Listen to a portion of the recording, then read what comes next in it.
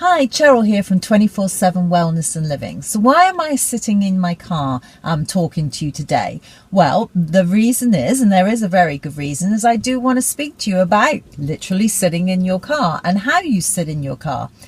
I don't know about you, but I spend hours in my car. For many of us today, we're in the car for a minimum of an hour at any given time, and it can up to be 2 to 3 hours. And I'm pretty anal about this actually, but anything that I do continually on a daily basis for any period of time, I try and ensure that when I do that I make sure that I'm not harming my body, that I'm actually helping my body. So sitting in the car is one of the things that I really try and focus on doing it in a way that is beneficial to my body as opposed to harming to it. Now, obviously, I'm sitting. I've spoken to you, or that you will see videos that I talk about. The problems that are associated with sitting. So that's for another day or another video. But what I'd like to do now is, obviously, yes, you've got to sit in your car. You have to get from A to B. But it's really how you set yourself up in a beneficial way that's going to not harm your posture, but maybe enhance and help work some muscles to hold you in good postural alignment. So the first thing I want to focus on is when you get into the car, that you actually kind of almost scoop your sit bones back, so that you feel that you're almost like your bottom sort of pushing into the sort of crease in the back of the seat, so that you're not sort of slumped away from it, so that you feel your lower back against the chair. You actually sort of almost scoop the flesh from underneath your buttocks there, underneath jigs, and get those sit bones moving backwards into the bottom of the chair there, into that crease. So automatically you'll see when I do that, it lifts me up. If I pull it away then and tuck my pelvis underneath, you see how I've sort of dropped down. So really sort of scoop that bottom back and get that contact. And then you want to set your chair up so that you've got, if you've got one of those lumbar supports, you can actually, just fit it into the lower back.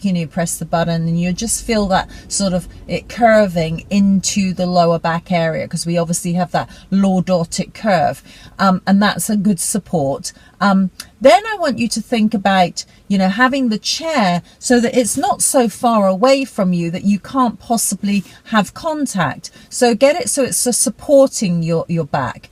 And then it's really then being aware of your hand position, because a lot of time we'll have it here and we roll over and we're looking forward and getting quite uptight with people, and you're holding on for dear life, and it becomes a bit of a white knuckle ride. So really sort of drawing the shoulder girdle back and down and just holding the wheel on the sides actually, so that we can hold the shoulder girdle in this nice open position. The minute I bring my arms up here, I'm starting to round forward. So it's really nice if you can just hold them, at sort of 3 o'clock and 9 o'clock. So you get the shoulder girdle back and down, and you want to engage those muscles and feel those muscles working and holding that position.